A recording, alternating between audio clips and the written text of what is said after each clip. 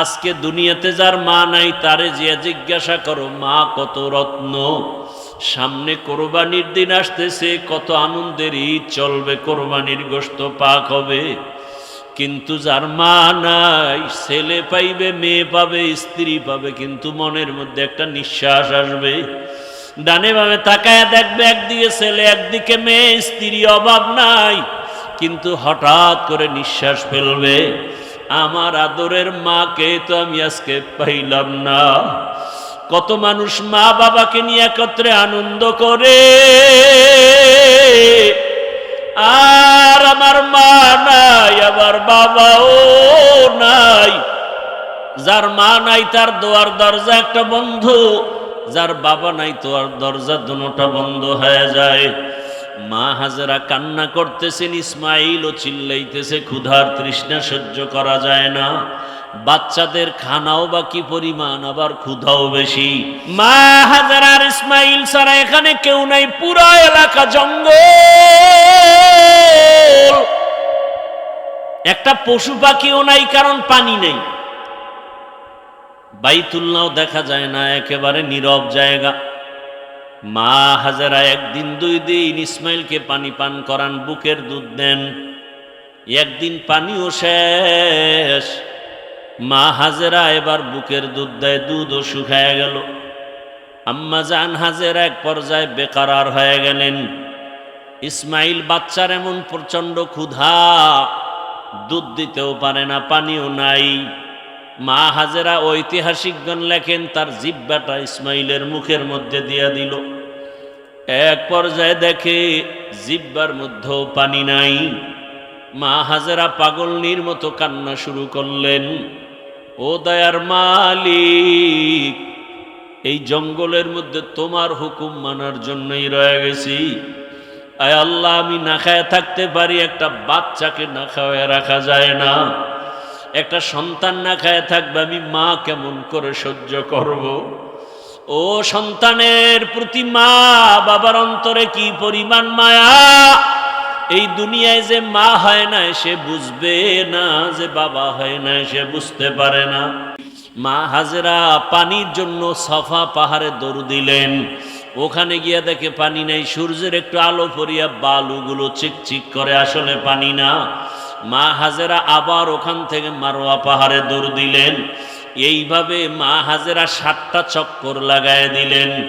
আল্লাহ তাআলা জিব্রাইলের ডাক দিয়া কয়, জিব্রাইল, আমার হাজেরা যেই পাহাড়ে দৌড় দিছে, আমার কাছে হাজেরার দৌড় বড় মজা লাগছে। তুমি সাক্ষী থাকো, দুনিয়াতে যত হাজি আসবে মক্কায় হজ করার জন্য, হাজেরার জায়গায় গিয়া যদি দৌড় না দেয়, আমি কারো হজ কবুল করব না। হাজেরার স্মৃতিচারণে আজ হাজি সাহেবরা ওই বাইতুল্লাহ তাওয়াফ করে সাফা মারওয়ায় সাই করে দৌড়ায়। আমার মাওলার কাছে হাজেরার দৌড় বড় মজা লাগছে। মা হাজেরা দৌড়ায় আর কাঁদে, আর ইসমাইলের জন্য চোখের পানি ছাড়ে। হঠাৎ করে শুনে কান কে যেন হাজেরা হাজেরা বলে ডাকতেছে।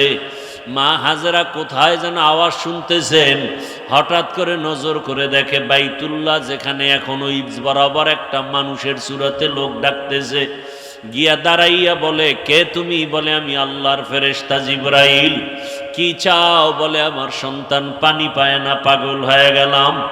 জিবরাইল তার পাখার ডানা দিয়ে এমন আঘাত করছে, ইসমাইলের পায়ের গোড়ার থেকে পানি বের হওয়া শুরু হয়ে গেল। মা হাজেরা বললেন, ঝম ঝম পানি, থাম থাম, থেমে গেল। পাথর দিয়া পানি আটকায় দিলেন। মা হাজেরাও পানি পান করলেন, ইসমাইলও পানি পান করলেন।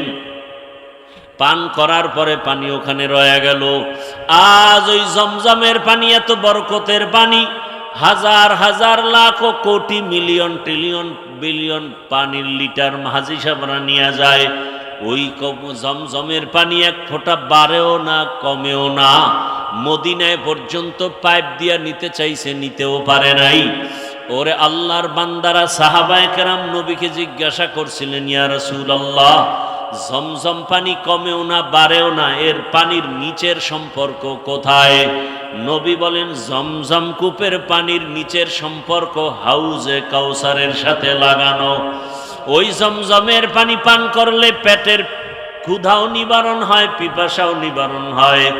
যে কোনো রোগের নিয়ত করিয়া পান করবে, আরে দোয়া পড়বে, আল্লাহুম্মা ইন্না নাসআলুকা ইলমান নাফিআ ওয়া রিজকান ওয়াসিআ ওয়া শিফাআম মিন কুল্লি দা।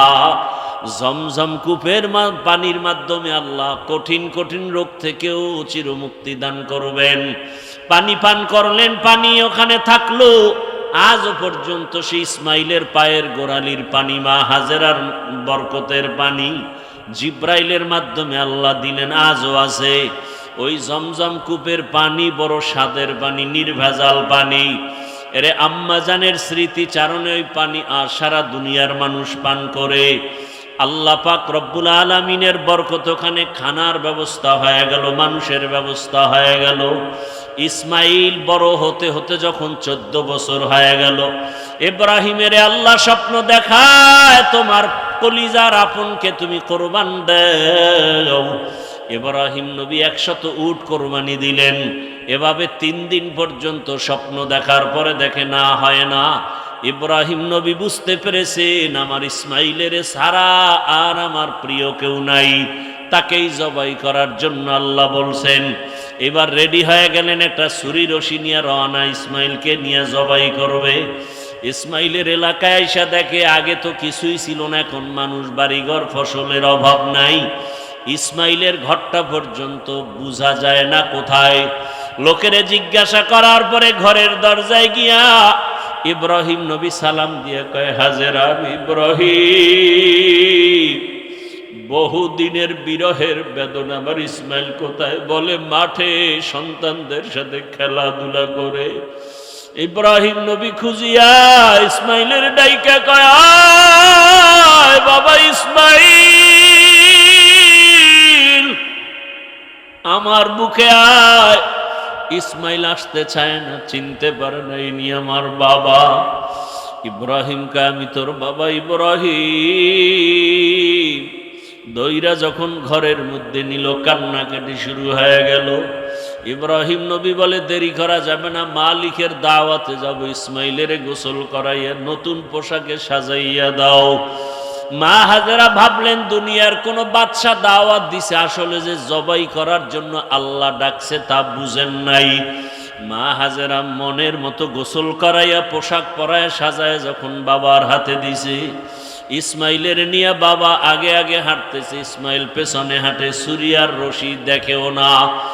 যখন মিনা বাজারে হাজী সাহেবরা যেখানে কোরবানি দেয়, ওখানে নিয়ে হাজির হওয়ার পর ইব্রাহিম নবী চিন্তা করলেন যে এই ছেলেটারে জবাই করব আল্লাহর হুকুমে, ওর অন্তরের কি হালাত একটু পরীক্ষা করি।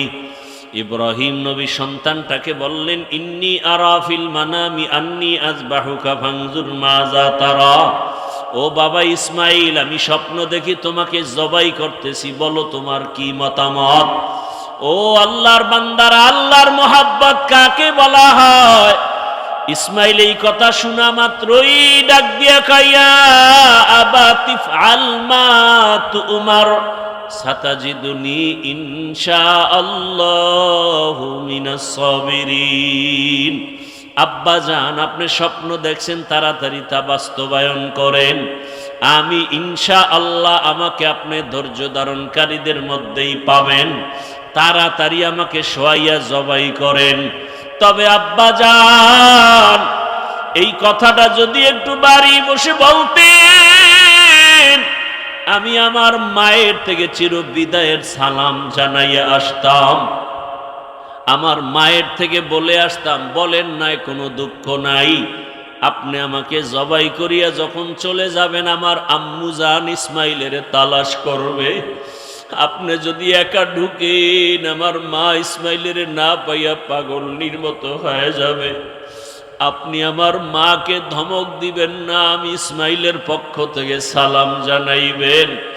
আর আমার আম্মাকে সান্ত্বনা দিয়া বলবেন, কিয়ামতের ময়দানে সন্তান ইসমাইলের সাথে মোলাকাত হবে। আব্বা জান, আপনি তাড়াতাড়ি আমাকে উপর করে শোয়াইয়া দেন। যদি চিৎভাবে শোয়া দেন, আপনি জবাই করতে গেলে নজর লাগবে, আপনি মায়ার কারণে জবাই করতে পারবেন না।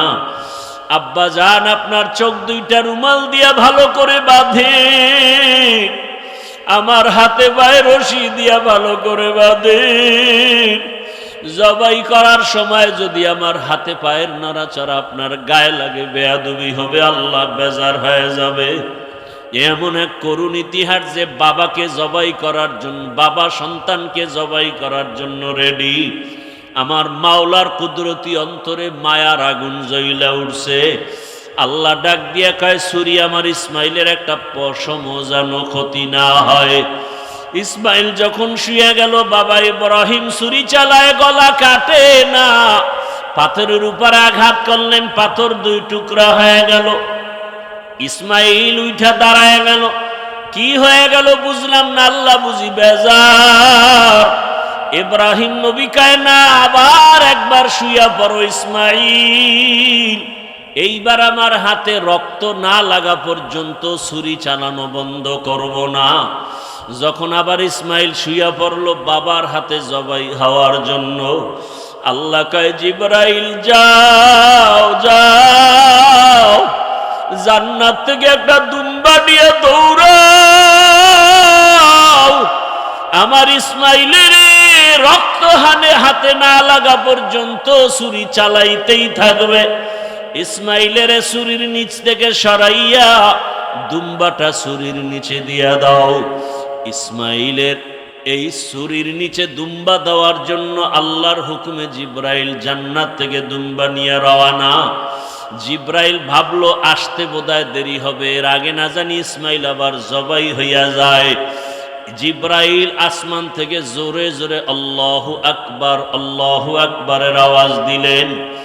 ইব্রাহিম নবী উপরে তাকাইলেন, তিনিও আওয়াজ দিলেন। ইসমাইলও আওয়াজ দিলেন, আল্লাহু আকবার, আল্লাহু আকবার, লা ইলাহা ইল্লাল্লাহু, আল্লাহু আকবার, আল্লাহু আকবার, ওয়ালিল্লাহিল হামদ। আল্লাহ পাক রব্বুল আলামিনের কুদরত, দুম্বা জবাই হয়ে গেল, ইসমাইল জবাই হয় নাই। এই কোরবানি আল্লাহ কিয়ামত পর্যন্ত আমাদের উপরে জারি করে দিয়েছেন। নবীজিকে জিজ্ঞাসা করা হয়, কোরবানি কি জিনিস? আল্লাহর নবী জবাব দিলেন, সুন্নাত আবিকুম ইব্রাহিম। ইব্রাহিম নবীর এটা তরিকা।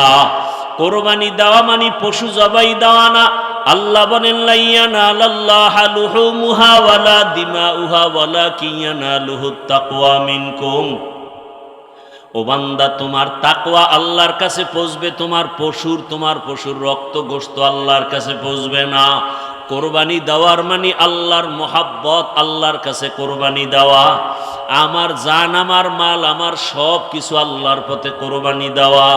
আমি রোজা রাখি, নামাজ পড়ি, যা কিছু করি, সময়ের কোরবানি, নামাজের কোরবানি, জানের কোরবানি, মালের কোরবানি আল্লাহর জন্য, কাউকে দেখাবার জন্য কোরবানি না। ও আমার যুবক বাবারা, বৃদ্ধ বাবাজিরা, পর্দার আড়ালের মা বোনেরা, সময়ের কোরবানি, জীবনের আমলের কোরবানি। ইব্রাহিম নবী এক আল্লাহর ইবাদতের জন্য তৈরি হয়ে গেলেন। বড় হইয়া তাকায় দেখেন, বাবা আজর মূর্তি বানায়, নিজের হাতে মূর্তি বানাইয়া তারপরে তারে খোদার মতো সম্মান করে। ইব্রাহিম নবী বলেন, আতাত্তাখিযু আসনামান আলিহা। কি হইল বাবা আপনার যে আপনি নিজের হাতে খোদা নিজের হাতে বানাই আবার তারে খোদার মতো সম্মান করেন, আবার তারে দুধ কলা দেন, ফল ফ্রুট দেন, এই খাইবে দূরের কথা, মশা পরে মশাও তারাইতে পারে না। এইভাবে যখন খবর প্রচার হতে লাগলো, মূর্তি পূজার বিরুদ্ধে ইব্রাহিম বয়ান করে, সহ্য করা যায় না। জামানার বড় বেঈমান নমরুদ বলে, ইব্রাহিম রে সামনে হাজির করে দাও। সামনে হাজির হয়ে গেল। ইব্রাহিম, তুমি মূর্তি পূজার বিরুদ্ধে কথা বলো কেন? কোরআনের ভিতরে বিস্তারিত আলোচনা আছে। এক পর্যায়ে ইব্রাহিম নমরুদের প্রশ্নের জবাব দিলেন। নমরুদ প্রশ্ন করে, ইব্রাহিম একটাও জবাব দিতে পারে না, না পারে, কিং কর্তব্য বিমূর হয়ে গেল। আল্লাহ কোরআনে বলছেন, ফাবুহিতাল্লাযী কাফার। নমরুদ একেবারে কিং কর্তব্য বিমূর হয়ে গেল, কোনো প্রশ্নের জবাব দিতে পারে না। শেষ পর্যন্ত জালেমদের অভ্যাস কি জানেন? কথায় না পারলে অপকৌশল করে আক্রমণ করার জন্য। এটা জালেমের অভ্যাস। যখন কথায় পারে না, এবার তোরে মাইরেলাম। যখন কথায় পারে না তখন কয় তোর ছেলে খারাপ। তখন একটা মাইয়া পিছনে লাগায়, একটা ষড়যন্ত্র করে ধ্বংস করার জন্য। বুঝেন না কথা? ভালো মানুষটার একটা ষড়যন্ত্রের শিকার করায়া অপমান করার অপচেষ্টা চালায়। এটা জালেমের একটা বদভ্যাস। নমরুদ যখন দেখে ইব্রাহিমের পারি না, করে মারো। এমনি কি মারা যায়? কি করা যায়? আগুনের কুণ্ডলী সাজাও। বিশাল এরিয়া নিয়ে আগুনের কুণ্ডলী সাজাইয়া আগুন যখন প্রজ্বলিত করা হলো, আগুনের এত তাপ, হাত দিয়ে ইব্রাহিমরে ফালানো যায় না। শেষ পর্যন্ত শয়তানের প্ররোচনায় বড় বড় গাছ লাগাইয়া, গাছের সাথে চরখা বানাইয়া ইব্রাহিম নবীর শরীরে কোমরে বাঁধিয়া গাছ ঘুরায় ঘুরায় টাইনা টাইনা ফালাবে। সব রেডি, কিন্তু যখন গাছ ধরে টানে, গাছও নড়ে না, ইব্রাহিমও নড়ে না। নমরুদ তওবা করবে করবে ভাব, বেঈমান আল্লাহর দুশমন, মানুষের প্রকাশ্য দুশমন ইবলিস এসে ডাক দিয়া কয়, নমরুদ টেনশনের কোনো কারণ নাই। তুমি কেন হাজার মানুষ যদি এক জায়গায় জমা করো, ইব্রাহিমরে টাইনা ফালাইতে পারবা না। কারণ লক্ষ লক্ষ নূরের তৈরি ফেরেশতারা ইব্রাহিমের সহযোগিতায় রশি ধরে রাখছে। বর্ণনাকারী ঐতিহাসিকগণ বলেন, আর এক বর্ণনা হলো এ জায়গায় নারীদের উলঙ্গ অর্ধুলঙ্গ করে নাচ গান করো, ফেরেশতারা চলে যাবে। যেখানে অর্ধুলঙ্গ নাচ গান হয় ওখানে রহমতের ফেরেশতা থাকে না, গজব শুরু হয়ে যায়। পয়গম্বর ইব্রাহিম নবীকে আগুনে ফালাবে। এখন ল্যাংটা করবে কে? উলঙ্গ করবে কে? ইব্রাহিম নবীকে উলঙ্গ করার জন্য কে রেডি? বাবা আজর দাঁড়ায় গেল, আমি ইব্রাহিমের উলঙ্গ করব। যখন ইব্রাহিমের উলঙ্গ করার জন্য বাবার সামনে দাঁড়ায় গেছে, ইব্রাহিম ডাক দিয়ে কয়, বাবা, সন্তান বিপদে পড়লে মা বাবায় তার সহযোগিতা করে, তুমি আমার জন্মদাতা বাপ হইয়া কেন তুমি আমার ক্ষতি করবা? তুমি জানো না লক্ষ লক্ষ ফেরেশতারা আমার লজ্জা দেখবে, তুমি আমার ইজ্জত নষ্ট করিও না। সুরে শোনে না ধর্মের? হয়তো উলঙ্গ করলো অথবা নাচ গান করলো, রহমতের ফেরেশতা চলে গেল। এবার আগুনে ফালাইল। আল্লাহ আগুনকে নোটিশ দিয়ে দিলেন, কোরআনের আয়াত, কুলনা ইয়া নারু কুনি বারদাও ওয়া সালামান আলা ইব্রাহিম কে লুতুফে খেশরা ইজহারে কর বা খলিল আসনারে রাগুল জারে কর। আল্লাহ নোটিশ দিলেন আগুন ঠান্ডা হয়ে যায়। মুফাসসিরিনে কেরাম বলেন, শুধু ইব্রাহিমের আগুন না, পৃথিবীতে তখন যত আগুন ছিল সব ঠান্ডা হয়ে গেছে। ইব্রাহিম নবী দীর্ঘদিন আগুনে বসলেন। নমরুদকে, এই আগুন জ্বালাও না কেন? আগুনের জবান খুলে গেল। আগুন বলে, এই নমরুদ, তুই যার গোলাম আমিও, তুই আমারে বলো জ্বালাই না কেন? আমার রব আমাকে অর্ডার করছে একটা পশমও যেন জ্বলে না। আমি আমার রবের হুকুম মানলাম। ইব্রাহিম নবী সশরীরে নিরাপদে আগুন থেকে বের হয়ে গেলেন। এরপরে ওই যে আয়াত পড়ছিলাম খুতবায়, ইব্রাহিম নবী এবার হিজরতের জন্য রেডি হয়ে গেলেন আর বললেন, ইন্নী জাহিবুন ইলা রব্বি সাইয়াহদিন। স্ত্রী বিশ্ব সুন্দরী সারা আর তার ভাতিজাকে নিয়ে রওনা, ফিলিস্তিন যাবেন, মিশরের উপর দিয়া যায়। মিশরে আবার এক জালেম বাদশা খবর পাইছে বিশ্ব সুন্দরী যায় আটকাইয়া দাও। যখন বিশ্ব সুন্দরী বিবি সারাকে নিয়ে আক্রমণের জন্য জালেম বাদশা নিয়ে গেল, ইব্রাহিম নবী চুপচাপ বসে আছেন। ও আল্লাহ, আমার স্ত্রীর ইজ্জত নষ্ট হবে, এটা কেমন করে সহ্য করা যায়? আল্লাহ কয়, হেফাজতের মালিক আমি আল্লাহ। ওই জালেম বাদশা যা তোমার বিবির সাথে করবে, তুমি এখানে বৈশা অন্তর চোখ দিয়া সব দেখবা। ইব্রাহিম নবী মিশরে জালেমের হাতে তার স্ত্রী বন্দী, আল্লাহর উপরে ভরসা করে আছেন। যখন ওই জালেম বিবি সারার উপরে হাত বাড়াচ্ছে, আল্লাহর কুদরতে হাত বাঁকা হয়ে গেছে। তোমার মধ্যে এমন কি পাওয়ার যে আমি আগাইতে পারি না? আমার মধ্যে কোনো পাওয়ার নাই, তবে একটা পাওয়ার আছে, আমি একজন নবীর স্ত্রী। বলে কোন নবী? বলে ইব্রাহিম নবী। তাই নাকি? বলে হ্যাঁ। কোথায়? ওই গাছতলায়। ডেকে আনো। ডেকে আনলো, ক্ষমা টমা চায়া সর্বোচ্চ সম্মান দিয়া মেহমানদারি করাইল এবং বলল, আপনার সন্তান কি? কয় সন্তান নাই। এই বুড়া বয়সেও সন্তান নাই? না। হাজেরা নামের খাদেমা ছিল, খাদেমাকে হাদিয়া দিয়ে দিল যে নেন, আমি আপনাকে হাদিয়া দিলাম। বড় স্ত্রী সারার অনুমতি সাপেক্ষে হাজেরাকে নবী ইব্রাহিম বিবাহ করলেন। এরপরে দোয়া করলেন, রব্বি হাবলি মিনাস সালিহিন। মনে আছে না তর্জমা কইছিলাম? আল্লাহ নেককার সন্তান দাও। আল্লাহ দোয়া কবুল করে সুসংবাদ দিয়ে দিলেন, এক সন্তানের নাম কি? ইসমাইল। আল্লাহর অর্ডার হয়ে গেল যে এই সন্তান আর মায়ায় আবার আমারে ভুলে যাবা, হবে না। মক্কা যেখানে ছিল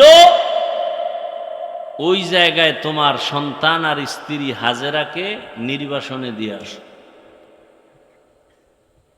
আস। যখন বিদায় হয় তো শিশু ইসমাইল, সামান্য একটু পানি, হাজারা একটা দৌড় দিছে ইসমাইলকে শোয়াইয়া, ও স্বামী আমার, নির্জন জঙ্গল, পানি নাই, মানুষ নাই, পশু নাই, খানার কোনো আয়োজনও নাই, এমন এক নির্জন জায়গায় যে আপনি আমাদের রেখে যাচ্ছেন, কারণ কি আপনার ইচ্ছায় নাকি অন্য কিছু? নবী ইব্রাহিম কোনো জবাব দেন না। মা হাজেরা কান্না করেন আর বলেন, পয়গম্বর, আপনার যদি কোনো ইচ্ছা না থাকে, আমার রবের হুকুম।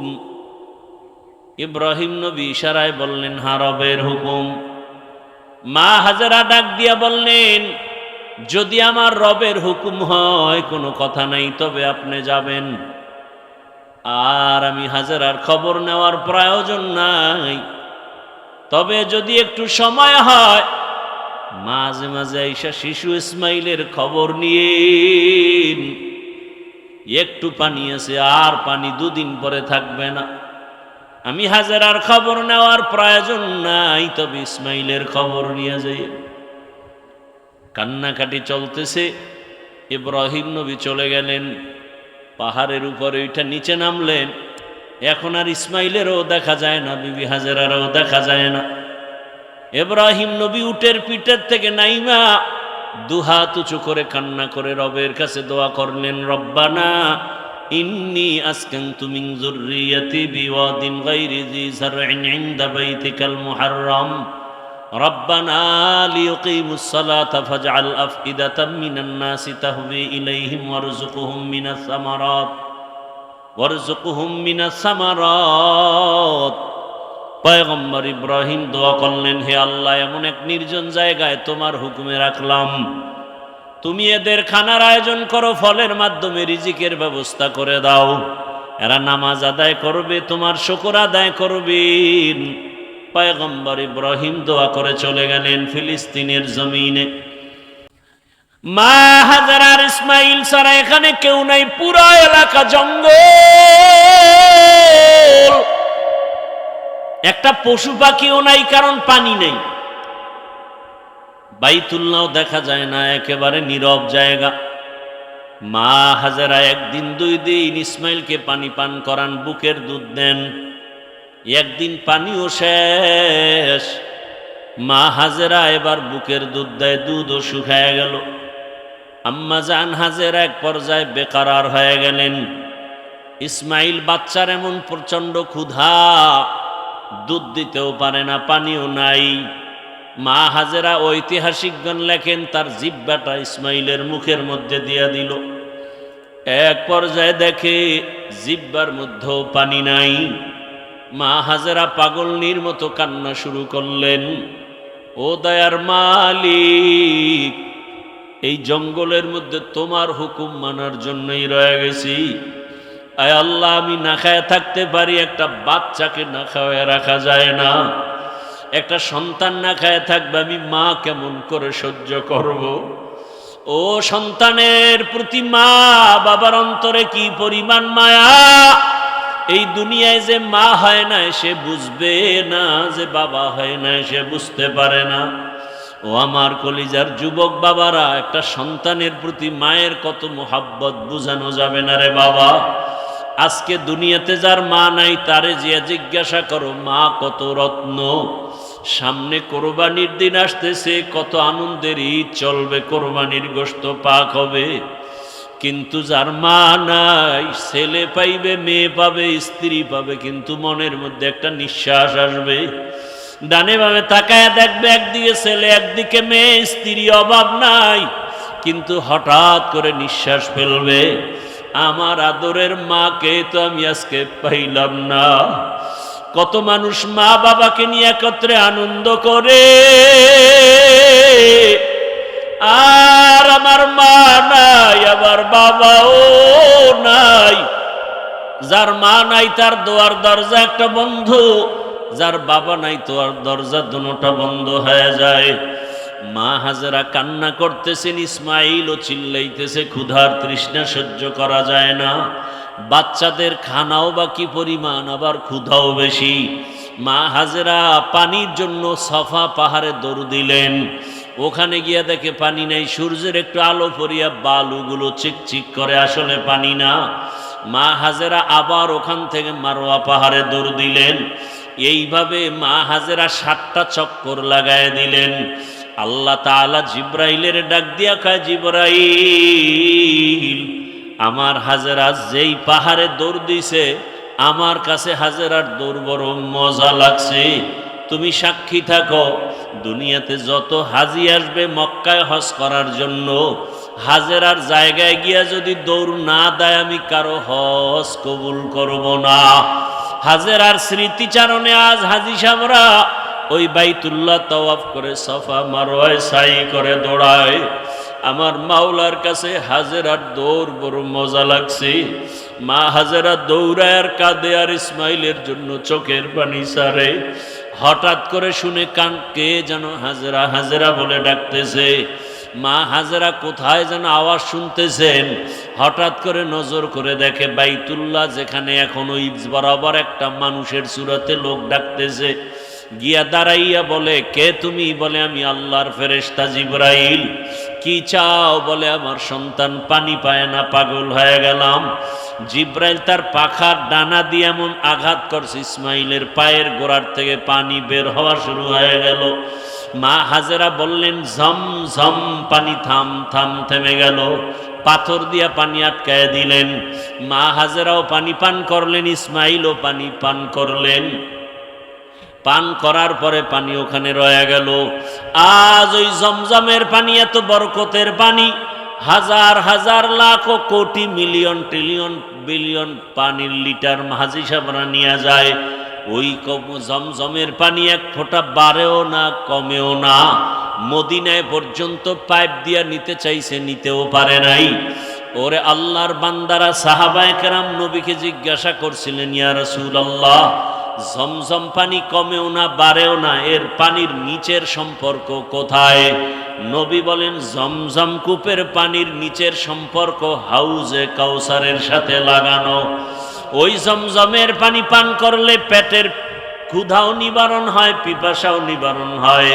যে কোনো রোগের নিয়ত করিয়া পান করবে, আরে দোয়া পড়বে, আল্লাহুম্মা ইন্না নাসআলুকা ইলমান নাফিআ ওয়া রিজকান ওয়াসিআ ওয়া শিফাআম মিন কুল্লি দা। জমজম কূপের পানির মাধ্যমে আল্লাহ কঠিন কঠিন রোগ থেকেও চিরমুক্তি দান করবেন। পানি পান করলেন, পানি ওখানে থাকলো, আজও পর্যন্ত সেই ইসমাইলের পায়ের গোড়ালির পানি, মা হাজেরার বরকতের পানি জিব্রাইলের মাধ্যমে আল্লাহ দিলেন, আজও আছে। ওই জমজম কূপের পানি বড় স্বাদের পানি, নির্ভেজাল পানি। এরে আম্মাজানের স্মৃতিচারণে ওই পানি আর সারা দুনিয়ার মানুষ পান করে। আল্লাহ পাক রব্বুল আলামিনের বরকত, ওখানে খানার ব্যবস্থা হয়ে গেল, মানুষের ব্যবস্থা হয়ে গেল। ইসমাইল বড় হতে হতে যখন 14 বছর হয়ে গেল, ইব্রাহিমের আল্লাহ স্বপ্ন দেখায়, তোমার কলিজার আপনকে তুমি কোরবান দাও। ইব্রাহিম নবী 100 উট কোরবানি দিলেন। এভাবে 3 দিন পর্যন্ত স্বপ্ন দেখার পরে দেখে না, হয় না। ইব্রাহিম নবী বুঝতে পেরেছেন আমার ইসমাইলের ছাড়া আর আমার প্রিয় কেউ নাই, তাকেই জবাই করার জন্য আল্লাহ বলছেন। এবার রেডি হয়ে গেলেন, একটা ছুরি রশি নিয়ে রওনা, ইসমাইলকে নিয়ে জবাই করবে। ইসমাইলের এলাকায় আইসা দেখে আগে তো কিছুই ছিল না, এখন মানুষ, বাড়িঘর, ফসলের অভাব নাই। ইসমাইলের ঘরটা পর্যন্ত বোঝা যায় না কোথায়। লোকেরে জিজ্ঞাসা করার পরে ঘরের দরজায় গিয়া ইব্রাহিম নবী সালাম দিয়ে কয়, হাজেরা, ইব্রাহিম, বহুদিনের বিরহের বেদনা আমার ইসমাইল কোথায়? বলে মাঠে সন্তানদের সাথে খেলাধুলা করে। ইব্রাহিম নবী খুঁজিয়া ইসমাইলের ডাইকা কয়, আয় বাবা ইসমাইল, আমার বুকে আয়। ইসমাইল আসতে চায় না, চিনতে পারে না ইনি আমার বাবা। ইব্রাহিমকে, আমি তোর বাবা ইব্রাহিম। দইরা যখন ঘরের মধ্যে নিল, কান্নাকাটি শুরু হয়ে গেল। ইব্রাহিম নবী বলে, দেরি করা যাবে না, মালিকের দাওয়াতে যাব, ইসমাইলের গোসল করাইয়া নতুন পোশাকে সাজাইয়া দাও। মা হাজেরা ভাবলেন দুনিয়ার কোন বাদশা দাওয়াত দিছে, আসলে যে জবাই করার জন্য আল্লাহ ডাকছে তা বুঝেন নাই।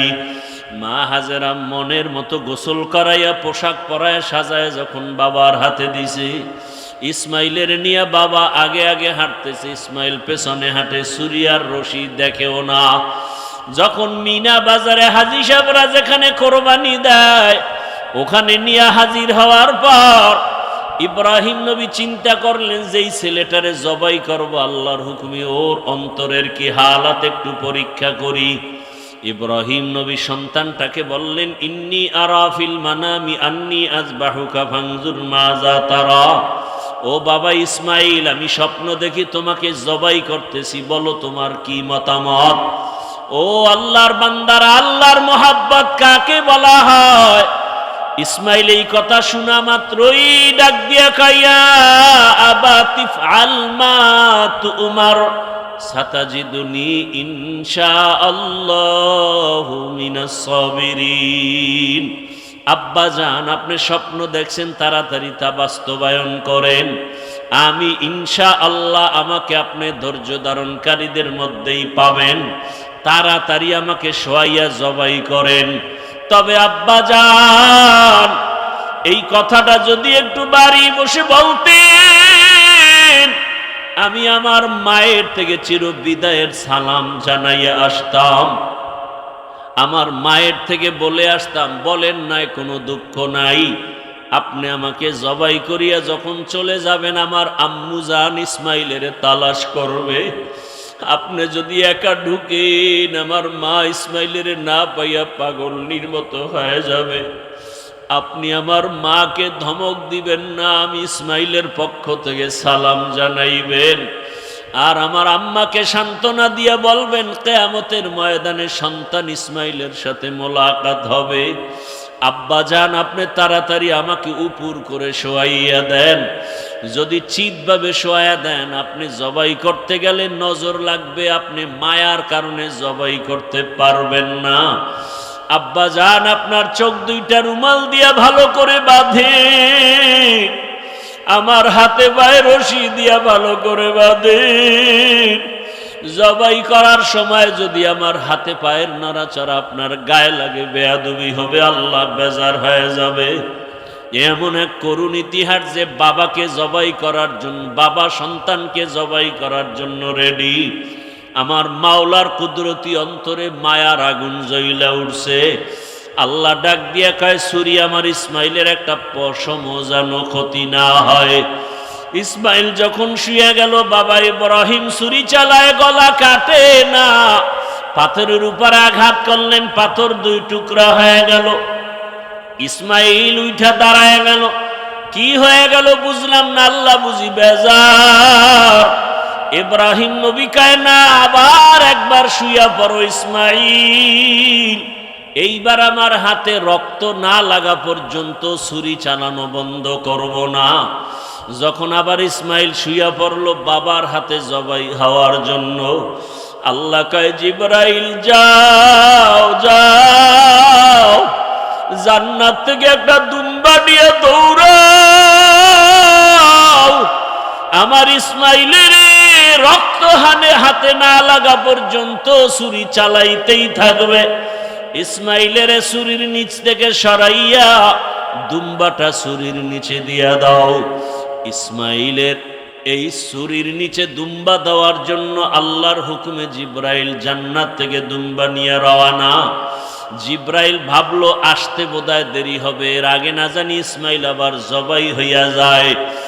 জিব্রাইল আসমান থেকে জোরে জোরে আল্লাহু আকবারের আওয়াজ দিলেন। ইব্রাহিম নবী উপরে তাকাইলেন, তিনিও আওয়াজ দিলেন, ইসমাইলও আওয়াজ দিলেন আল্লাহু আকবার, লা ইলাহা ইল্লাল্লাহু আল্লাহু আকবার ওয়ালিল্লাহিল হামদ। আল্লাহ পাক রব্বুল আলামিনের কুদরত, দুম্বা জবাই হয়ে গেল, ইসমাইল জবাই হয় নাই। এই কোরবানি আল্লাহ কিয়ামত পর্যন্ত আমাদের উপরে জারি করে দিয়েছেন। নবীজিকে জিজ্ঞাসা করা হয় কোরবানি কি জিনিস, আল্লাহর নবী জবাব দিলেন সুন্নাতা আবিকুম ইব্রাহিম, ইব্রাহিম নবীর এটা তরিকা। কোরবানি দেওয়া মানে পশু জবাই দেওয়া না। আল্লাহ বলেন লা ইয়ানালাল্লাহু লুহুমুহা ওয়ালা দিমাউহা ওয়ালাকিন ইয়ানালুহুত তাকওয়া মিনকুম। ও বান্দা, তোমার তাকওয়া আল্লাহর কাছে পৌঁছবে, তোমার পশুর রক্ত গোশত আল্লাহর কাছে পৌঁছবে না। কোরবানি দেওয়ার মানে আল্লাহর মোহাব্বত, আল্লাহর কাছে কোরবানি দেওয়া। আমার জান, আমার মাল, আমার সব কিছু আল্লাহর পথে কোরবানি দেওয়া। আমি রোজা রাখি, নামাজ পড়ি, যা কিছু করি, সময়ের কোরবানি, নামাজের কোরবানি, জানের কোরবানি, মালের কোরবানি আল্লাহর জন্য, কাউকে দেখাবার জন্য কোরবানি না। ও আমার যুবক বাবারা, বৃদ্ধ বাবাজিরা, পর্দার আড়ালের মা বোনেরা, সময়ের কোরবানি, জীবনের আমলের কোরবানি। আর কয়দিন দাড়ি কাটবা, কয়দিন বেপরদায় চলবা, কয়দিন মোবাইলে গুনাহ করবা। জীবনে তো দাড়ি কম কাটো নাই, বেপরদায় কম চলো নাই। এখনো কি তুমি কোরবানির সময় আসছে, আল্লাহর মোহাব্বতের কোরবানি দিয়া দাড়িটা রাখতে পারবা না? তোমার মতো কত যুবক স্কুল কলেজে পড়ে দাড়িওয়ালা, অভাব নাই, তুমি পারো না কেন? তোমার মতো কত যুবক রাস্তায় গাড়ি চালায় দাড়িওয়ালা, তুমি পারো না কেন? কত যুবক দাড়িওয়ালা চাকরি করে, ব্যবসা করে, তুমি পারো না কেন? ও মা বোনেরা, আপনার মতো কত মা বোন পর্দাওয়ালা, নামাজ পড়ে, স্বামীর খেদমত করে, আপনি পারেন না কেন? আল্লাহর কাছে তওবা করেন আর নামাজ ছাড়বেন না, বেপরদায় চলবেন না, স্বামীর মাল নষ্ট করবেন না। ও যুবক বাবারা, তওবা করো আর দাড়ি কাটবা না, বেপরদায় চলবা না, নামাজ ছাড়বা না। বৃদ্ধ বাবাজিরা তওবা করেন, আল্লাহর মোহাব্বতে আর নামাজ ছাড়বেন না, দাড়ি কাটবেন না। একটা নেককার সন্তানের মা বাবা হইয়া কবরে যাবেন, সন্তান ডাক্তার হবে, নেককার নামাজি ডাক্তার বানায় যান। সন্তানটাকে একজন প্রফেসর বানাবেন, ইঞ্জিনিয়ার বানাবেন, নেককার কোরআন পড়নেওয়ালা নামাজি ইঞ্জিনিয়ার বানায় যান। যদি পেছনের গুনাহ হয়ে থাকে আল্লাহর কাছে তওবা করেন, হে মালিক, জীবনে দাড়ি কেটে গুনাহ করেছি, চোখের গুনাহ, হাতের গুনাহ, জবানের গুনাহ, অন্তরের গুনাহ, আজকে থেকে তওবা করলাম আর গুনাহ করব না। খাঁটি অন্তরে তওবা করলে জীবনের গুনাহ মাফ হয়ে যাবে। আল্লাহ আমাদের খাঁটি তওবাওয়ালা জীবন দান করেন, জীবনের গুনাহমুক্ত হইয়া যেন চোখে পানি নিয়ে কবরে যাওয়ার তৌফিক দান করেন, আমিন। আলহামদুলিল্লাহি রাব্বিল আলামিন, ওয়াসসালাতু ওয়াসসালামু আলা সাইয়্যিদিল মুরসালিন ওয়া আলা আলিহি ওয়া আসহাবিহি আজমাইন। ইয়া আরহামার রাহিমিন, ইয়া আরহামার রাহিমিন, ইয়া আরহামার রাহিমিন। রব্বিরহামহুমা কামা রাব্বায়ানি সগীরা। আল্লাহুম্মা ইন্নাকা আফুউন কারীম তুহিব্বুল আফওয়া ফাআফু আন্না। ও দয়ার মালিক,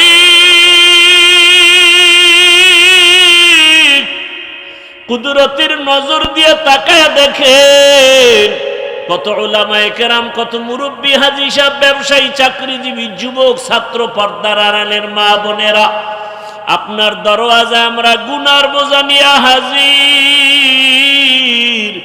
তওবা করেছি, আর গুনাহ করব না রে আল্লাহ। আমার প্রত্যেকটা মা বোনদেরে হাজেরা আলাইহা সালামের আদর্শওয়ালা বানায় দেন রে আল্লাহ। আমার কলিজার যুবক, প্রত্যেকটা যুবকের ইসমাইল নবীর আদর্শওয়ালা বানাইয়া দেন। আয় আল্লাহ, আমার প্রত্যেকটা মুরব্বী বাবাদেরকে ইব্রাহিম নবীর আদর্শওয়ালা বানাইয়া দেন।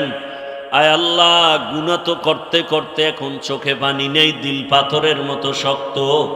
আয় আল্লাহ, কান্নাওয়ালা চক্ষু দান করেন, জিকিরওয়ালা জিহ্বা দান করেন, আখিরাতের ফিকিরওয়ালা কলব দান করেন। আয় আল্লাহ, এই ময়দানে কি কান্নাওয়ালা কেউ নাই? পর্দার আড়ালের কত মা বোনেরা হাজির। ও আল্লাহ, যার চোখের পানি আপনার কাছে পছন্দ, তার বরকতে সবার গুনাহগুলো মাফ করে দেন আল্লাহ। আয় আল্লাহ, আমার কলিজার যুবকদের দ্বীনের খাদেম বানায় দেন।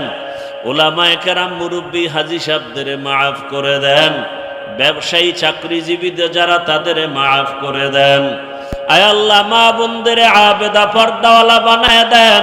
সন্তানগুলো নেককার বানায় দেন। যারা লেখাপড়া করে পরীক্ষার্থী কামিয়াবি দান করেন। আয় আল্লাহ, যুবকদেরকে দ্বীনের খাদেম বানায় দেন। মোবাইলের গুনাহ থেকে আমাদের হেফাজত করেন আল্লাহ। আয় আল্লাহ, যাদের পেছনে থাকলে, যাদের সাথে চললে গুনাহ হবে, এদের সঙ্গ থেকে হেফাজত করেন। আয় আল্লাহ, এদের সঙ্গ থেকে ভিন্নভাবে চলার তৌফিক দান করেন। আয় আল্লাহ, গুনাহের আড্ডা থেকে হেফাজত করেন, মোবাইলের গুনাহ থেকে হেফাজত করেন। আয় আল্লাহ, মা বোনদের কবুল করে নেন। আয় আল্লাহ, ঘরে ঘরে সুন্নতের বাতি জ্বালায় দেন। আপনার রসুলের রওজায় গিয়া সালাম দেওয়ার তৌফিক দান করেন। বাইতুল্লাহর গিলাফ ধরে লাব্বাইক বলার তৌফিক দান করেন। আয় আল্লাহ, আপনার গোলামরা তো এখন অনেকে বাইতুল্লাহর গিলাফ ধরে লাব্বাইক লাব্বাইক বলতেছে। আপনার গোলামরা কেউ নবীর রওজায় গিয়া সালাম জানাইতেছে। আয় আল্লাহ, আমাদের বারবার যাইতে মনে চায়। মায়ার নবী বলেন, ও হাজী সাহেবরা, ওই বাইতুল্লাহর হজরে আসওয়াদার দরজার মাঝখানে মুলতাজামে বুকটা লাগাইয়া বাইতুল্লাহকে ধর, আর চোখের পানি ছেড়ে কাঁদো। ওই জায়গায় কত নবীর বুকটা লাগছে, ওই জায়গায় কত আল্লাহর পেয়ারা বান্দার বুক লেগেছে। ও আল্লাহ, ওই জায়গায় বুকটা লাগাই আপনাকে ডাক দেওয়ার তৌফিক দান করেন। আয় আল্লাহ, বারবার আপনার ঘর জিয়ারতের জন্য কবুল করে নেন। নবীজির রওজা জিয়ারতের জন্য কবুল করে নেন।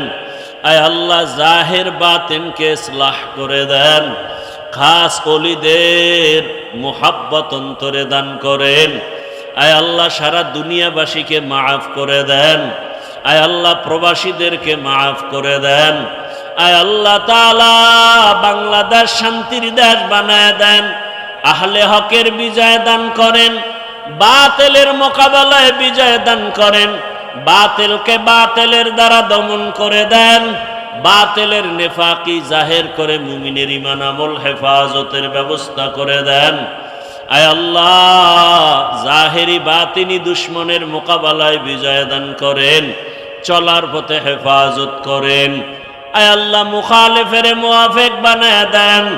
সবার কামাই রুজি ব্যবসায় হালাল ভাবে বরকত বাড়ায়া দেন, অভাব দূর করে দেন, ঋণ আদায়ের ব্যবস্থা করে দেন। আয় আল্লাহ, 5 ওয়াক্ত নামাজ বা জামাত আদায়ের তৌফিক দান করেন। দুনিয়ার মোহাব্বত দূর করে আখিরাতের মোহাব্বত বাড়ায়া দেন। সুন্নত ওয়ালা ইজ্জতের জীবন দান করেন। আমরা যারা হাত তুলেছি জানি না এখানে কারা ইয়াতীম, কে যেন আর বাবার চেহারা দেখবে না, কে যেন মায়ের চেহারা দেখবে না। আয় আল্লাহ, ডানে বামে সবাইকে পাবে, মা পাবে না, বাবারে পাবে না। ওই মা বাবা তাকায় আছে সন্তানের দিকে দোয়ার অপেক্ষায় রে সন্তান, ওই মা বাবার চেহারাটাও কি মনে পড়ে না? যেই মা বাবার চোখের পানি আর দোয়া ছাড়াই চেয়ারে বসতে পারি নাই। ও আমার যুবক বাবারা, যার মা বাবা বেঁচে নাই, কবরের কিনারায় যাই একটু চোখের পানি ছেড়ে দোয়া করো। আর যার মা বাবা বেঁচে আছে, যুবকেরা, এই রত্ন হারাইও না। এই রত্ন হারায় গেলে আর পাইবে না রে বাবা। বাবারে পাইলে দোয়া চাইও,